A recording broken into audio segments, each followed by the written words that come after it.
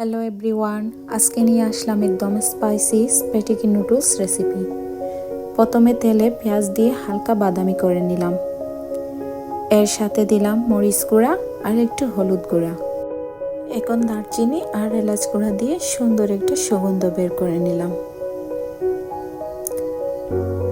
তারপর সবগুলো একসাথে মিশ্রণ করে নিলাম।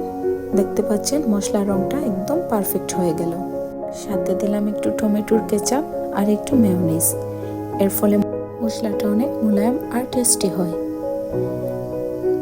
এবার দিয়ে দিলাম চিকেন কিমা। মশলার সাথে কিমা ভালোভাবে ভুনে নিলাম যাতে পুরো ফ্লেভার ঢুকে যায়।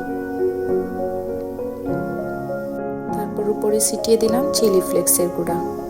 সবশেষে দিয়ে দিলাম আমার সিদ্ধ করা স্টিক নুডলস। কিমা আর নুডলস মিক্স করে নিলে special spicy spaghetti noodles ready. ঝাল ঝাল আর সুগন্ধি, সত্যি খুবই মজা। আপনারা দেখে জানাবেন কেমন লাগলো।